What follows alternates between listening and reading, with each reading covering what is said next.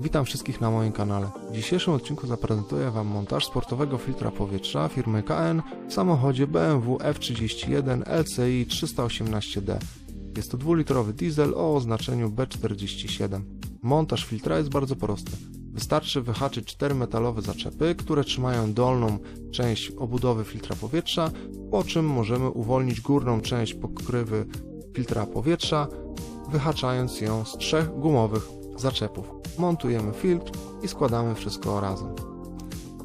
Po zamontowaniu sportowego filtra powietrza KN możemy zauważyć, że samochód stał się bardziej dynamiczny.